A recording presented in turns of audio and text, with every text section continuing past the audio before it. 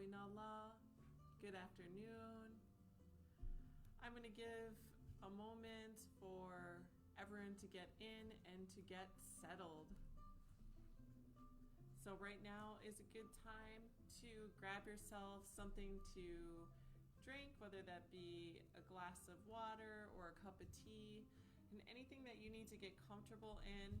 I definitely also recommend that we keep our clothing. You want stretchy clothing, comfortable clothing that you can move in, and also to just to make sure that if you are able to wear something comfy, stretchy, your glass of water, and as well if you want to have like a towel near you or anything like that. I also want to say you can see my son Kai just kind of cruising around. So if you see a little boy in jeans walking around, that is my son Kai. We are at the HIR Wellness Institute this afternoon. You can join me here every Friday. And let me just do another sound check to make sure we're okay. All right. How about now? I know this doesn't necessarily look pretty, but I want to make sure that you can hear me. So Jamie, can you hear me right now? Please let me know if the sound is okay. And I'll just keep this mic very nearby me. I'm very excited to be dancing today with everybody and sharing my culture. Again, my name is Malia. I am a community healer here at the HIR Wellness Institute. We are a nonprofit organization that focuses on the mental health and wellness of our relatives of Turtle Island, as well as other Indigenous and underserved communities, and also victims of crime. You can join me here every Friday at 12:30 during our summer schedule, and we will be able to use culture and dance as a way to reflect, as a way to honor, as a way to even just get our bodies moving. I'm going to come a little bit closer to the screen right now so that you can see me better. Everybody is welcome here. You don't need to have any dance experience. You don't need to know anything about hula dance. This really is using movement as a way and means of relaxation and wellness. So for those of you who are just meeting me, you can join me every Monday through Friday as well at 8 a.m. for Reflections and Resilience, and also on Thursdays at 4 p.m. for our Culture and Aina videos. I want everybody here to know that you are all welcome, and I want to thank you so much for joining me this afternoon. I do want to say and take a moment to recognize our HIR Wellness team that is here with us right now. And moderating today is our Community Engagement and Indigenous Affairs Director, Jamie Kellycutt. So good afternoon, Jamie. Whenever you see the HIR Wellness Institute commenting, that is Jamie. I want to take a moment before we get in and get started to allow people to get settled and get into comfy clothes if they need to. But also to check in with our relatives and see how you are doing today. This is a safe place for you to comment, to share your thoughts or feelings. This is a place where your sharing of your cultural traditions and customs is very much encouraged. I know for me, the way that I express my culture is through Hawaiian dance. But for everyone out there, for all our relatives, I encourage you to always talk about your culture. Always be proud of who you are, who your ancestors are. And we were talking about this earlier this morning, is that our ancestors are resilient people. They are strong people, and we know that because we are here today. We are here at this moment right now. And that is a really beautiful thing. So, doing a check-in to see how everybody is doing this morning, or rather this afternoon. Wow, the morning flew by today. And some of the things I want to do today is tell you a little bit about Hawaiian culture and particularly Hawaiian dance and how we can use that as a tool for our wellness, for our self-care, and for our healing. So hula began around 500 AD, and it began as a spiritual practice. So it was the Hawaiian or Native Hawaiians, and it still is, a way to connect to spirit and connect to the land. This was how we connected to the wind. This is how we connected to the rain, the sun, the moon, the stars, the earth, and also our gods and our goddesses. Hawaiians have 4 major gods, but there are many deities and akua. There are up to thousands of them, even as many in chants where they refer to at least 40,000 gods and goddesses. And the way that I see that through my perspective as a modern Hawaiian woman, living, walking the path of both the Western and the Native Hawaiian lifestyle, is that we really do see all things in nature as a reflection of the creator and of the divine, but also as a reflection of ourselves. So every plant, every animal, every element, all of these things are actually embodiments of divine beings. And that's why there are so many gods and goddesses in our tradition. Jamie says, today has been an off day for me, but being here with you, Malia, and our relatives has been healing for me. Jamie, sending out lots of love and aloha to you. I know we have those days. We got the good days, we got the bad days, and we got the okay days. And yeah, I'm glad you're here with us. And thank you so much, Jamie, for sharing. And that does remind me of how I'm always reminded, and I often try to remind our relatives as much as possible, that if you're not okay today, it's okay not to be okay. But always as a reminder to reach out to someone you trust, whether that be a loved one or a family member, or a friend. And you can also call our Cares Warm line. The number is actually listed right on our Facebook page here. You can find it on the cover page. So when you're right at the top of our Facebook page, you can find the Cares Warm line. It's open every Monday through Friday from 9 a.m. to 8 p.m. And it's a great resource. You can call or text, and you'll get a return call back within 24 hours. You'll be connected to our Cares counselor, and you can share how you're feeling. Judgment free. Our counselors will listen to you, hold space for you, and provide you with emotional support that you may need, as well as resources that may be helpful for you. So please, relatives, just know you are not alone. Sometimes it can feel lonely, but there's always a resource for you here at the HIR Wellness Institute. Kristen, aloha, so good to see you. And Kristen says, so need this day, feeling burnt out and need to fill up. Yes, I've come to find that our relatives, we're tired, right? There's a lot going on right now, and we can be tired. And sometimes, especially our caregivers, we need to rest too. So Kristen, I know you're working hard out there, changing the world, making big changes. And I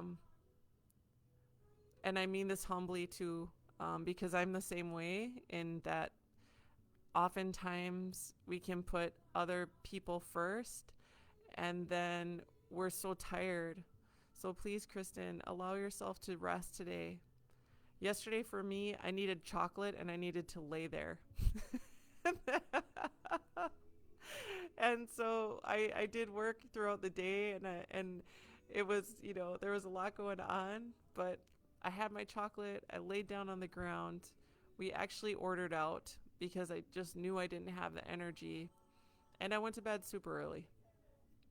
And I woke up today feeling good. So, all right. So the first thing I want to do is share with you the items that I will be using today. And hula really began as, like I said, a spiritual practice, but also a reflection of um, ourselves and nature. So we began dancing hula almost 2,000 years ago to really as an imitation of the beautiful things that we saw in the natural world. And hula in itself has such a deep, deep history. Um, and we'll talk about it in little bits here and there, but I want to focus on some of the things we have here. So, the first thing I want to share with you is um, this sounds like a funny word for a conch shell, but we call this pu. And so it's spelled Pu. And I'll show it to you. There's various shapes of conch. And correct me if I'm wrong, relatives, but I believe that Hawaiians and Polynesians are not the only indigenous cultures who use conch shell. So please feel free to share if your ancestry does. You can actually see my lipstick on here. That goes to show how much I've used this. But again, we call this pu. And what's interesting about pu, we're actually in the moon, the first moon of the month called Kaloa. And Kaloa is shortened for Kanaloa. So today, the moon phase that we're in is Kaloa Kukahi, which means the first standing day of the god of the ocean and the sea. So I wanted to share this with you. And what's also interesting about this god is that he was the god of travel, the god of exploration, the god of the deep oceans. That is the moon today. It's a great day to fish, especially shellfish. This is why I have my conch, as well as this entire weekend really is in honor of that god, Kaloa, aka Kanaloa.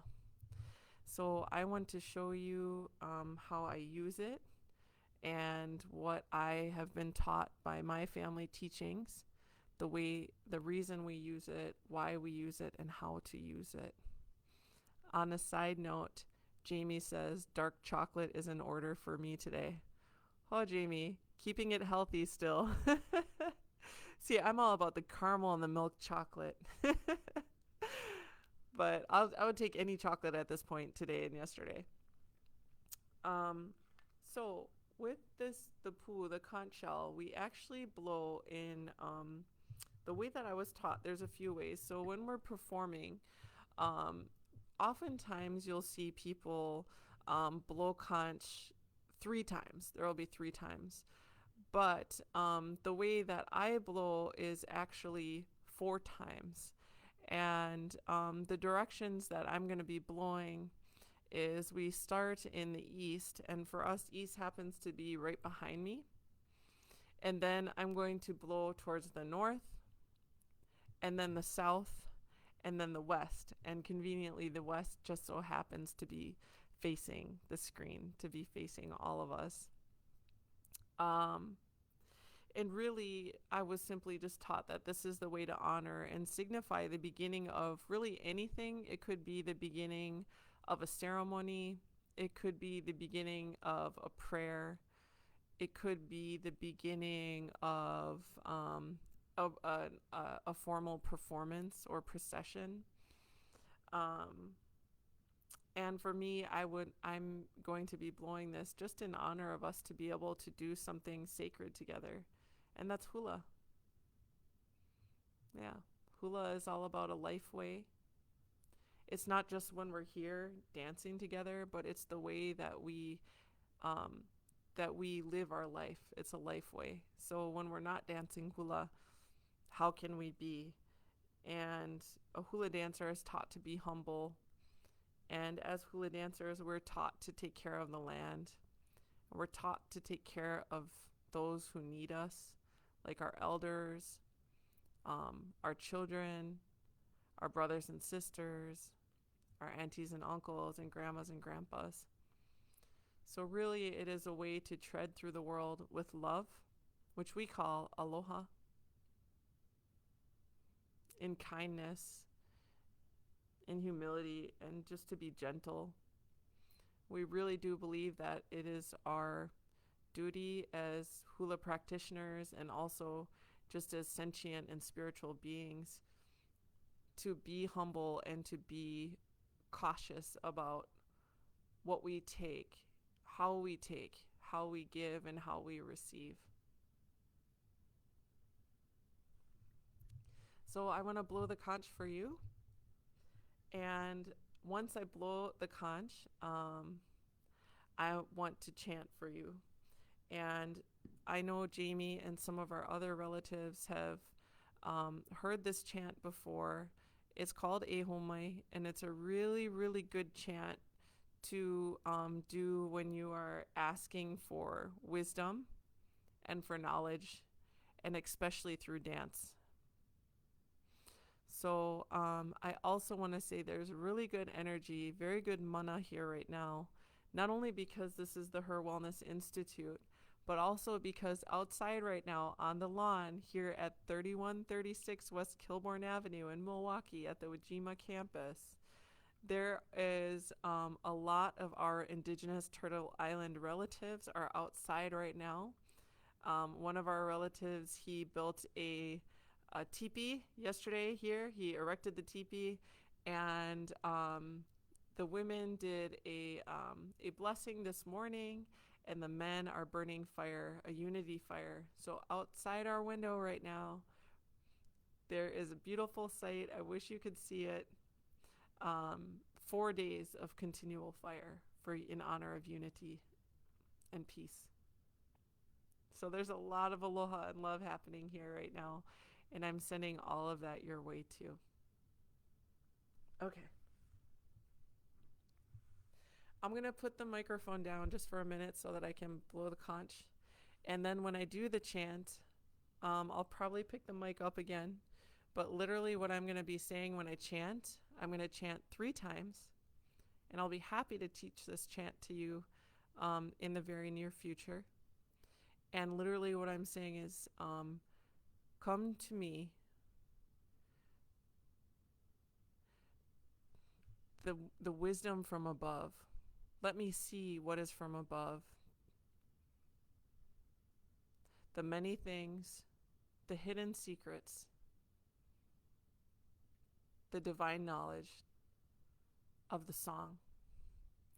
Come to me, come to me, come to me. And I'm going to chant it in 3 different ways. I'm going to chant it with my low voice, my belly voice, like deep in the belly. I'm going to chant it in my mid voice, like in my chest and my throat. And I'm going to chant in my head voice. And these are to cover the various different planes of existence. And again, this chant is called Ehomai, and that is a command chant of seeking knowledge and seeking wisdom.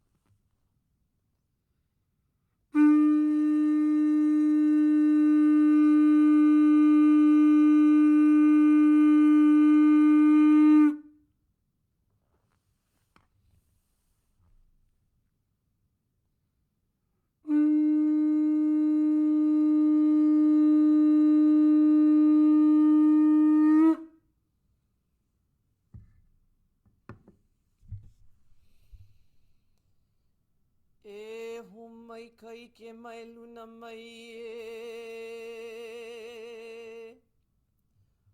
una mea nau no e au na mele e humai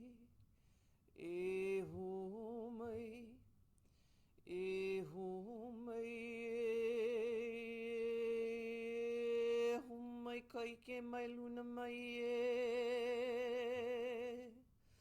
O nā mea huna no e au nā mele. E ho mai, e ho mai, e ho mai e. Ho mai kai ke mai luna mai e. O nā mea huna no e au nā mele. E ho mai, e ho mai, e ho mai e.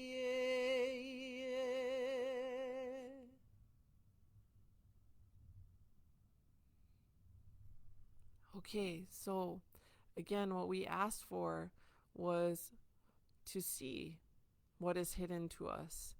We ask the Creator, we ask from the heavens above to send us the divine knowledge and wisdom that we're seeking.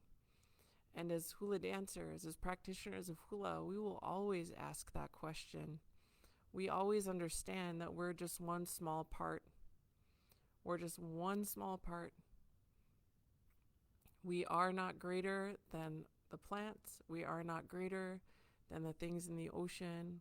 We are not greater than our planet. And we are not greater than those around us. So we stay humble. And it's a beautiful way to start hula, to stay close to the ground. So mahalo, Kristen. Thank you so much. Okay, so I want to show you one of the implements that we use too, one of the instruments, and I'll tell you a little bit about that as well. I did want to say too that what I'm teaching to all our relatives here, we're always taught when we learn this knowledge and this wisdom to be careful about who we teach it to. And I just feel so much trust in the purpose here, which is for healing and to connect with each other as Indigenous people and of people of the land. So this just feels really good to me. It feels really good and it feels very healing. Both chanting and Hawaiian dance should feel healing not only to the chanter and the dancer, but it should also feel healing to the observer, particularly if the intent is there and the authenticity of what your heart is speaking is there. So hopefully you could feel that, and because that was very very true for you. Okay, so now I have this. I'm gonna see if I can put my mic down. And the transmission of knowledge in hula is just as important as the physical movements. And that's why I really am taking time with our relatives here to be very thorough, because it's very important to me that our Turtle Island people here, and actually all of our relatives, regardless of who they are, that they really are understanding the depth of hula. Because for me, part of my healing is to recognize that hula has been used in ways that often, in so many instances, don't serve our higher purpose, especially as a Native Hawaiian, and one of the very few Native Hawaiian people that exist here on the planet, so for example, I could say there's such a huge answer of what is hula, but it's like an infinite question, but I can more give an answer of what hula is not. And hula is not walking down the party aisle at your party store and grabbing a plastic lei, buying a plastic lei off the shelf. Hula is not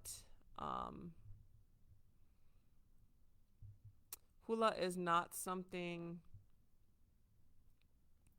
where you can feel righteous if it is just danced without intention. So intention is very important.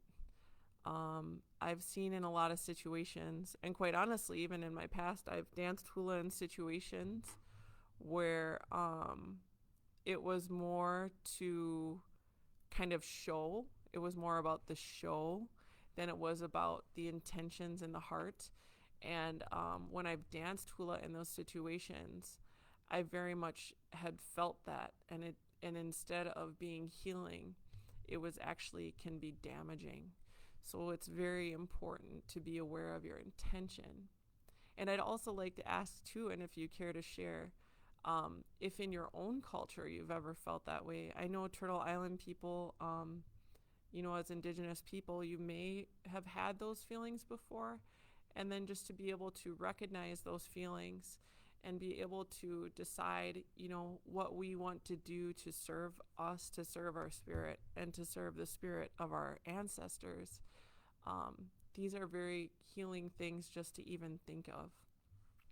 Okay, so sorry, I digress a lot.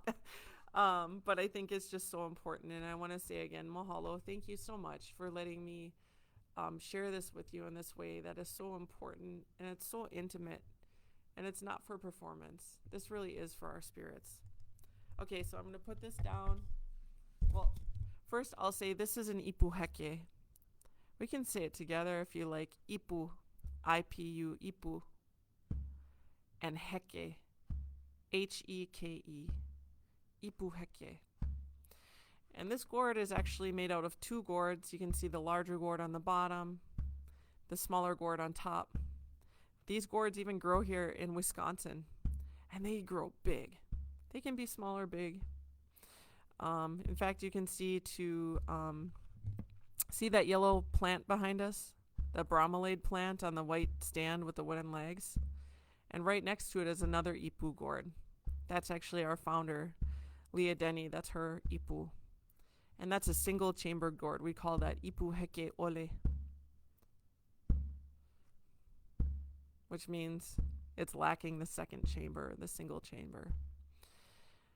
Now, the gourd that I'm holding, and a little bit about protocol in Hawaiian culture, is you never touch somebody else's dance implements or their skirts. Anything, all those things are sacred to the hula dancer and to the chanter. So it would be very frowned upon, like if one of my keiki or children walked up to my ipu and just grabbed it. In Hawaii, that would you would get spanked immediately. But for me, we just tell the kids they don't touch. None of our hula students touch. Your ipu is your gourd, just like your feather gourds are your gourd. So our mana is here. My spiritual energy, my universal energy this is mine. And so it's only for the chanter and the drummer to touch. Also, too, you can see that I'm sort of smiting the ipu on the ground. And the reason I'm doing that is because when we strike the ipu on the ground, it's actually enticing the earth and stirring the earth, the energy of the earth, the mana, out of the ground. And that mana, that energy that's inherent in all things, is what we allow ourselves to be vessels for. So we are actually, as a hula dancer, we are a vessel or a catalyst by which this earth energy or this universal energy comes out. The gourd entices it. The chanter uses our words, or we use our language to, how would I say this? I'm going to say this in my own words. But we take the energy, right? Mana is neither positive nor negative, right? I always use this kind of funny analogy of the Force, right? You can have Jedis, and they can be good Jedis, or you can have people like Darth Vader, right? So the energy itself is neutral. And it's what are we going to do with that energy? How do we use that energy? And so the chanter, when they chant, it depends on what that energy is going to manifest as by what we say or what we speak. So the word is sacred. So For example, if we're chanting about the moon, right? It is our word that changes that energy and creates that energy into what we're molding it into. Now, the hula dancer there is a receptor of this energy that's being enticed by this gourd or by the drum or by whatever instrument. And so the hula dancer, when we dance hula, we're always barefoot. I have socks on right now, but I'm not dancing right now. We allow our feet to be bare so that we can connect to that earth energy. We can connect to that mana. We can connect to the aina, the land. And we can allow that to travel through our feet. It can travel through our bodies. And that's when our body becomes a vessel to manifest the story. So without words, there is no hula. You cannot dance hula with no words because we are just an expression of the words. At least that's the ancient thought. Modern day, you can see people dance hula without words. Like if they're doing a song and the musicians like do an instrumental section, yeah, you can do that. But inherently, when hula began as a spiritual practice, you would not just dance with nothing, with no word. The word was the part that we are manifesting. So we become the earth. We become with the mana. We become the wind. We become the moon. We become the sky. We become the mist. That is our job. And that's why hula being a humble practice is so important. Because if our energy is just us, us, us, then we cannot be a vessel to express the land. We cannot be a vessel to express what the chanter is telling us. We are just us. So we need to be able to allow to let go of our egos and just become. And that's really why it's important to understand our intention and what's being said. So I always chant the moon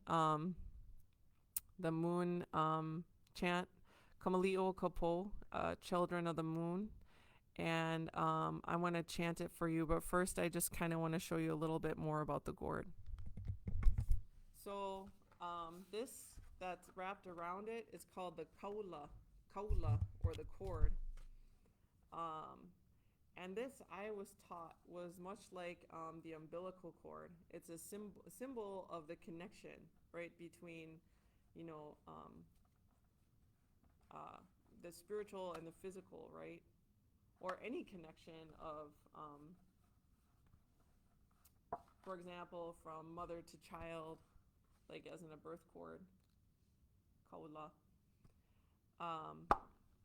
So I'm going to hit the gourd on the ground, and I'm going to slap the gourd, right? I have the kaula wrapped around my wrist. And so this chant is very, very old. It's got to be, I don't know.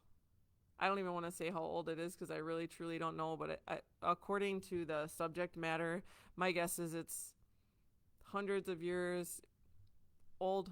I really don't know. This was taught to me by Kumuhula Sunny Ching. So a Kumuhula is a master hula teacher. It's not something you can just wake up one day and be like, I want to be a Kumuhula. You can't decide to be Kumuhula. You have to be given that. And that's through your demonstration of a lifetime of humility and practice. So Kumuhula Sunny Ching taught this to me in, I think, 2017, October 2017, I want to say, or 18. He's from the island of Oahu. His name is Sonny Ching, Ching. He has the most beautiful chanting voice I ever heard. But this song says, "Where are you, O child of night?" And then we respond, "Here I am, a child of light." The first verse is, "Wakia kalani papa ka hunua," means the heavenly father, the sky father. Papa ka hunua means, and the earth mother. No kaluna koluna, what is above. No kalalo kolalo, so is below. This is a song of balance, of opposites, of alpha and omega, of day and light, of darkness and night. Okay, second verse is we ask again, where are you, child of night? Here I am, a child of light. Ko kia kua ha'i o mio, ko li ha'ula ha'i kupua is, yes, the spirit, like the creator, sent a message. And the message did come from the creator. But without spirit of human, without human beings, we would not have been able to receive that message. So not only does it take the divine, but it also takes the mortal. Li Ha'ula was a woman. She was actually a female. And she was the first one to receive the message. 2 more verses. Third verse, where are you, child of light? Night, here I am, a child of light. Hohoku kalani, this heavenly woman. Ka'awahine, the woman. Haloa ke kalo, haloa ke kanaka. So this woman got pregnant. She gave birth to a stillborn baby. And she buried that stillborn baby. And up grew the very first shoot of taro, kalo, the plant by which we make poi, one of the most nourishing foods to the Hawaiian people. So when her baby passed and she buried the baby and that vegetable came up, she ate it. And this time, because of the nourishment, because of the health that she received, she ate well and she was able to give birth to a second child. And she also named that child Haloa. Haloa ke kanaka, the person. And the last verse, where are you, child of night? Here I am, child of light. Aia hea I kapo'o. There's a head of the fish. Aihea I kahi'u. There's a tail of the fish. And that reminds us, as we are ancestors living in the present, we often think about ancestors as those who came before us. But we also have to remember we are the ancestors of those who came after us. And also, what we take in from our ancestors, we digest through our mouth, through our minds, through our bodies and our heads. And what we give out, that goes back to the soil, and it goes back to those who get nourished off of the food that comes from the soil, whether that be food of the physicality or food of the mind and spirit. And then at the end of the song, we dedicate the song to the children of the night. So this is a song of balance and of harmony and of opposite. Poma kuko. I'll hear Valeo Kamalio Kapo. I'll hear Valeo Kamalio Kapo. Eya ho iyo. Kamalio Kea Wakea Kalani. Papa Kahunwa no Kaluna Koluna. No Kalalo Kolalo.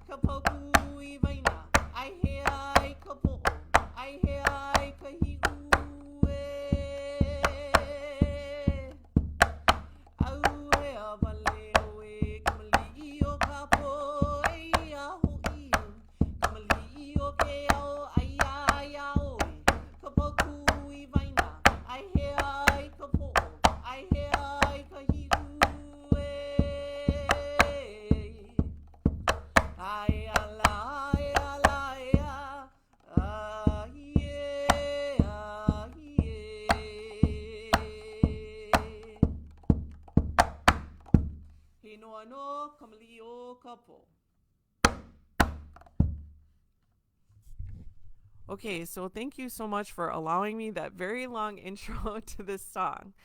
That song that I just chanted, I'm going to use June and July, probably at least through this month, probably halfway through July, to teach you how to dance that song.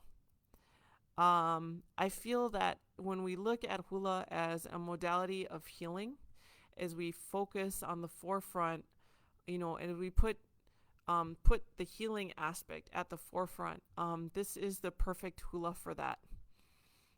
So it is 4 verses, and I'm going to talk a little bit more about how we use the steps and the hand motions, and then we'll probably dance for just a little bit today. So, Kalamai, my apologies for spending most of the time talking, but I just feel that it's absolutely necessary if you want to receive this information in the proper way. So, and then you can always use all these videos, you just refer back to them, and it's like practice. You can always just go back and practice at the right time, and you can fast forward through me talking all so much. So a little bit about hula. So what we call ancient hula is hula kahiko. Kahiko means ancient or old, and that's what this is. This is an ancient hula.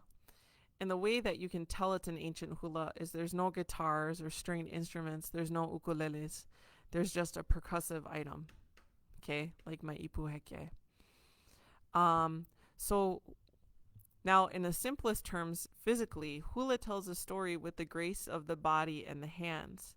So, if hula is telling a story, then we need to know how to spell, right? We need to know our alphabet. And to me, I like to describe the alphabet as our basic foot motions. So if you look at last Friday's video, you can see that the foot motions that we use, I gave 3 very basic ones, and we'll always review them. But that's like your ABCs, right? So in my teachings, what I have been taught, I have learned about 14 to 18 different hula basic foot motions. So all hula is made up of basic foot motions, dance steps, and we combine them, okay? So when you, any hula that you dance is a combination of these steps that we revisit over and over again. And it's just like the alphabet. You have infinite words and infinite phrases and books, but without the alphabet, it would not be able to exist. So those are the basic foot motions. Then, once we combine those foot motions, we start making phrases and sentences.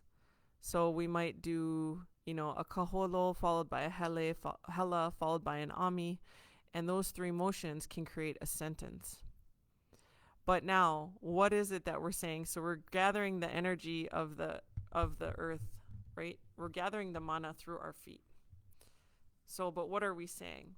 Well, that's when we take the language of the song, the lyrical content of the song or the mele, and we understand it, so we express it with our hands. So the hands really begin to fill out these phrases into sentences and into story, okay? So that's what we use the hands for. For example, we might talk of the rains, or we might speak of the mist, or we might speak of the rolling surf, or we might speak of a blossoming flower.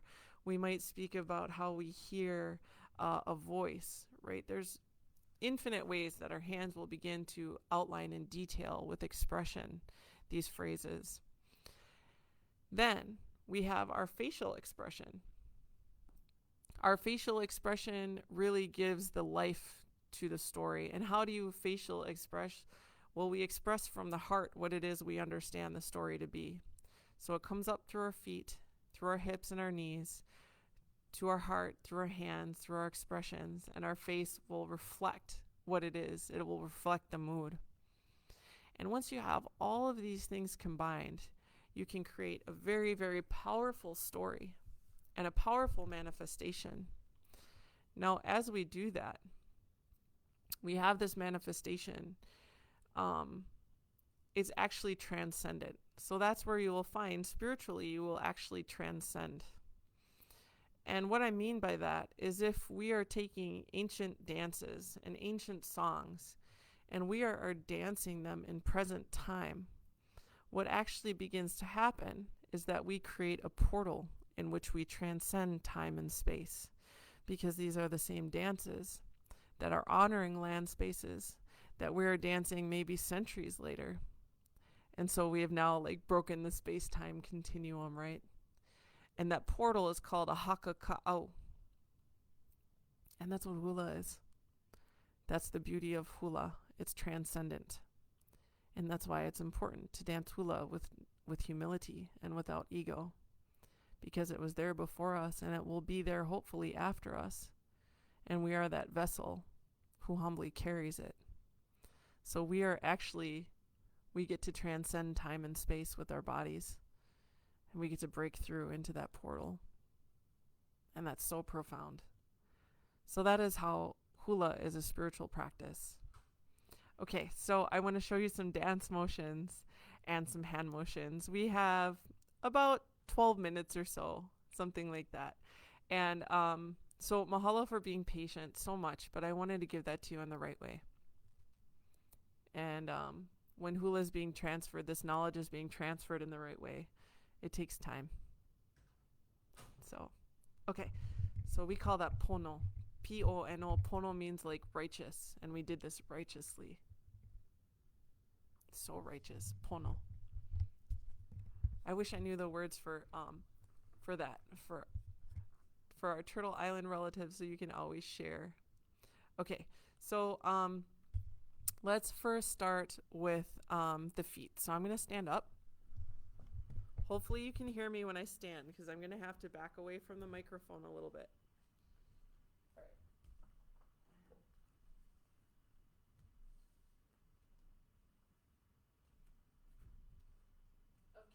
I'm just moving the stuff so that I don't trip over it, because that could be not too safe. I'll just put that here. And I'm actually going to move the carpet too. And I recommend too, if you have like slippery carpet or whatever, make sure that you're removing it, because you really don't want to trip and fall. And so the carpet would not be good. And barefoot, definitely barefoot. The only time I would say not to be barefoot when you dance hula is if you literally need something on your feet because of maybe a medical condition, or just like if you need something on your feet because of that, that's the only time I would say dance hula with like something on your feet.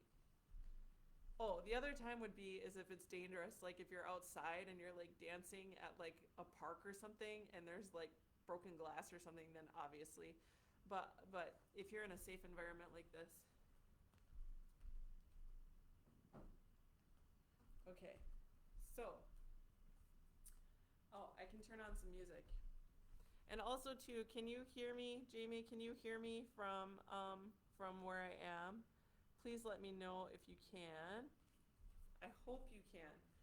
Okay, so, hula, so much. It's not what you do, it's how you do it, okay? It's not what you do, it's how you do it. So, even when you're just standing, if you're just standing, there's a way that we stand. We don't stand like this, or we're not chewing our gum or anything like that. If you have gum, you want to get rid of that. And so I'm gonna back this computer up just so you can see my feet. I really want you to be able to see my feet. Okay, so you have your feet about shoulder width distance apart, maybe a little bit closer. Here's my shoulders. So a few inches closer, and you want your heels slightly together and your toes slightly pointed out in a V. And for now, we're just going to put our hands on our hips. Now, I taught these motions last week too. You're going to roll the shoulders down and back. You're going to tighten the tummy, and the chest is open, okay? So if you have tight shoulders, make sure you roll them and push them down. And it's very important that we bend our knees. We must have bent knees in hula. If you don't bend your knees, you're going to literally look like this. And that is not at all hula. You want to be very connected to your ground space. So we bend our knees. The weight is in the heels, and the toes can lift off the ground.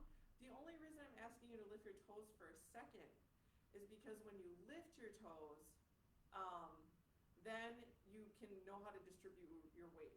So the knees are bent, and the feet are flat on the floor. I lifted the toes just to distribute my weight to the heels.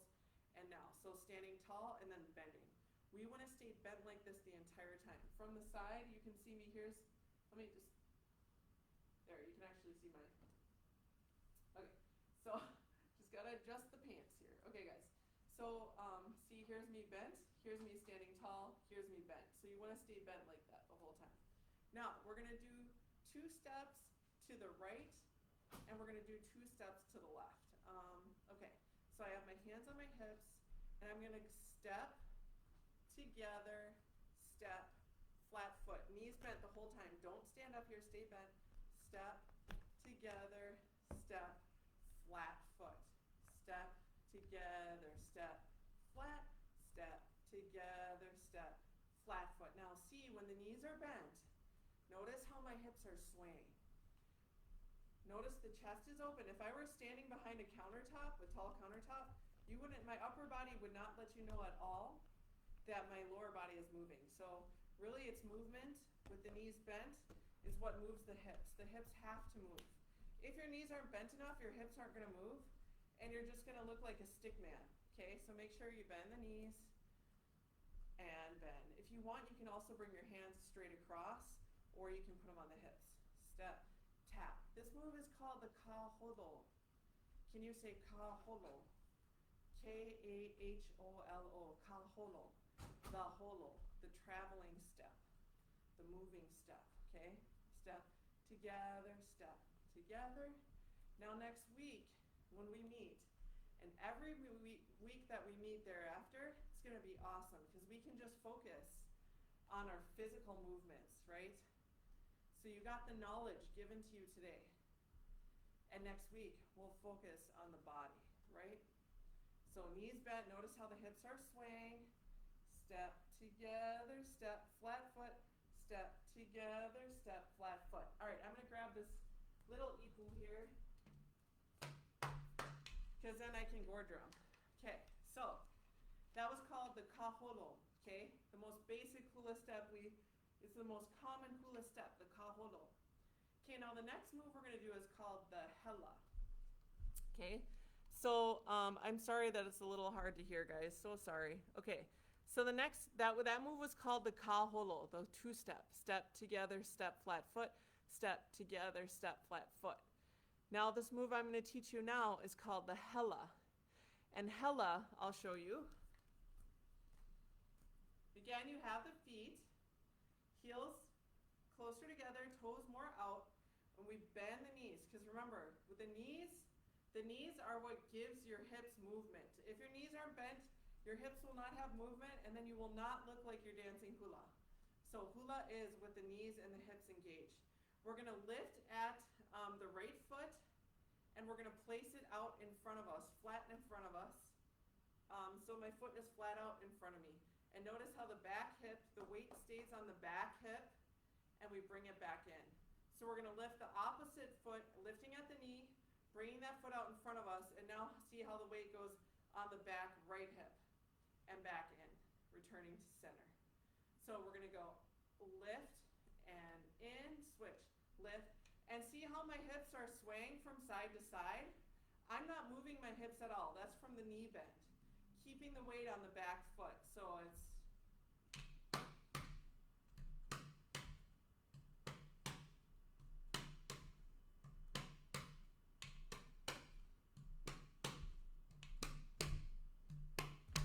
this move is really important, the hela move, for the song that I'm going to teach us. We do this move through most of the song. Hela, left foot, right foot, left foot, right foot, left foot, right foot, left. Let's do a couple more. Then we're going to go back to that 2-step kaholo. 4, 3, keep the weight on the back foot, 2. Last one, let's kaholo to the right. Step together, step, flat foot. Step, flat foot. Flat foot, step, step. See how the knees are bent? Don't stand tall. Keep the knees bent the whole time. Don't pop up on the 4th step. Just stay low. Okay, right foot. Here we go. Hela. Right foot. Lift at the knee. Put that foot out flat in front of you. The weight's on the back foot. Now notice my head's not bouncing. You don't want your head to do this. If your head's doing that, that's improper, okay? So just bring the foot out. Sway, sway, sway. For 4, 3, 2. Let's go back to our kaholo. Step right. And right, flat foot, left together, left flat foot. Knees bent, hips sway. 4 more. 4, left. 3, left. 2, left. Last one. And pop. Why is it I'm already tired? I remember I used to dance hula 4 hours, 8 hours a day. Now I dance it for 5 minutes and I'm so tired already. Okay, so those 2 moves are very important. Again, the first move was called kaholo. K-A-H-O-L-O, the movement. Step together, step flat foot, step together, step flat foot. Then hela, H-E-L-A, that's where we stand in place. The feet are in a V. We lift at the knee with the right foot, place it flat down on the ground in front of us, and we bring it back. And then we take the opposite foot out and in. As we bring our foot out and in, the opposite hip is swaying from side to side. So like when we lift up that right foot, the hip sways. When we lift up the left foot, the hip sways. Relatives, I want to thank you so much for taking time to really just honor hula in a way that honors us as Indigenous people, that honors us in a way that we can use our bodies not only as physical movement for healing and wellness, but also to use our bodies as a vessel to continue to perpetuate a culture and a dance that for a long time we were not able to practice. Hula dancing was actually illegal to dance for over 150 years. And it was also illegal to speak our Hawaiian language, known as Olelo Hawaii. So as you dance to heal yourself, as you dance to connect to the earth and connect to spirit, you're also helping to heal a culture that for a long time was in a lot of danger. So I thank you so much for allowing yourself to put your energy into something that's so important to the Hawaiian people.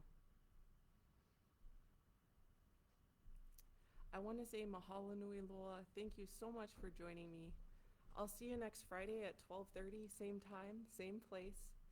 But I do want to let you know we will be dancing more. I will be teaching you the feet motions for the first verse, and every time we meet, we will do another verse. So just practice those basic motions. I'll teach you more basic motions, and we'll also focus on our hands as well too. Malama pono i kokino, take good care of your body. Aloha nui, much love to you all. And I also want to say as well that right now I am going to go outside and visit our relatives who are burning a fire for 4 days in honor of peace and unity. Would like to say ahuiho akuno, and before we go, please do take a moment to click on our community survey link. It's completely anonymous. It asks just a few questions, and it really helps us to understand how to best serve you. Thank you so much, Kristen. Thank you so much, Jamie, and for everyone else out there. Sometimes I don't see everyone's name. I want to say thank you. Have a wonderful day. And Kristen, I'm glad you're feeling good energy. Mahalo, everybody. Aloha and ahuiho. Have a great day. Have a good weekend.